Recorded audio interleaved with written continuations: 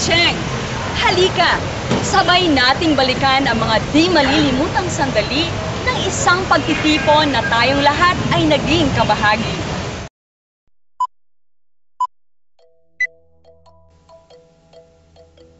Davao City, a cosmopolitan community that is known as a melting pot of various regional strains of the Filipino nation, a conglomeration of the most varied indigenous tribes, a place influenced by the influx of a wide range of colonizers, a city that is home to a people with a rich historical and cultural background.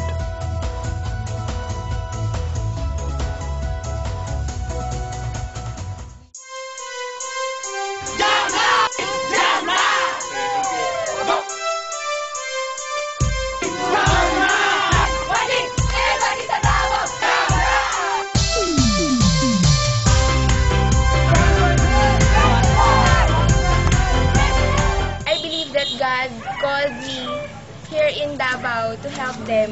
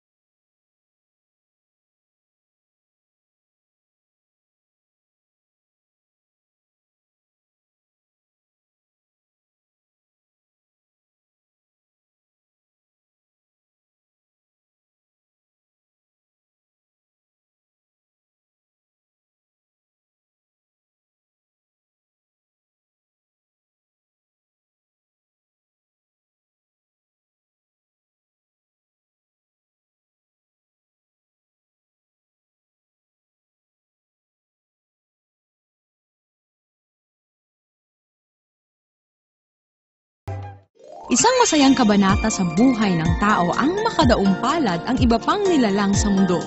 Nagiging makulay at di malilimutan ang pagsasama, lalo pat ang mga nakikilala ay nagmumula sa magkahalintulad na henerasyon. Your word is a lamp to my feet and a light to my path. Sinasabing the youth's period is the fountain of life. And a light to my path. So I sing this song to all of my age, for these are the questions we've got to face. For in this cycle that we call life, we are the ones who are next in line. We are next in line. What has life to offer me when I grow old?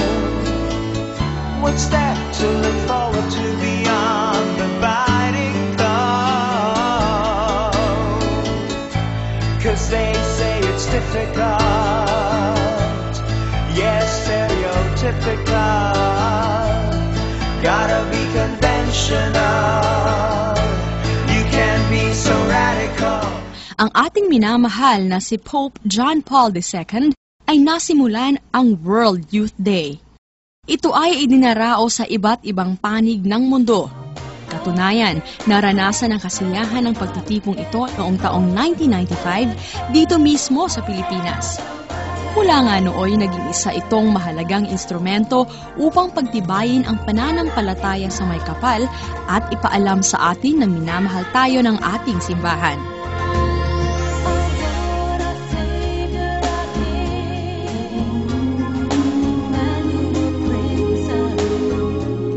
I am pleased to announce that the next World Youth Day will take place in Sydney, Australia.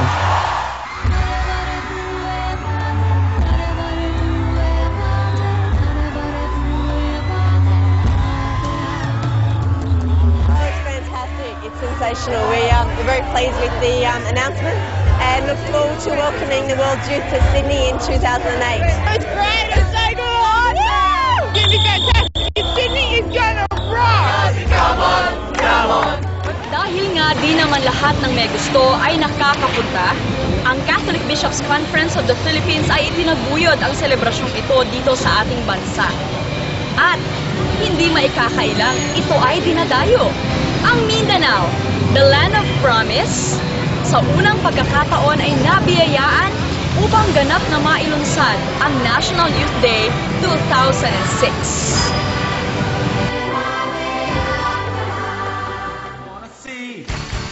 We wanna see Jesus lifted high. We wanna see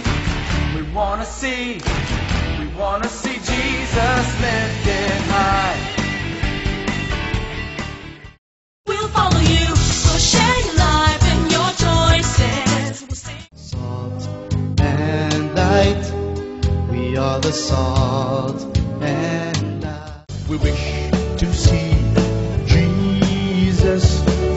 This is our prayer and our song. We wish to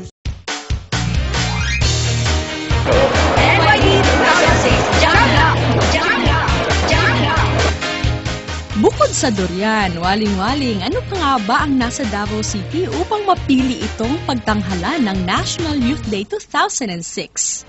I'm happy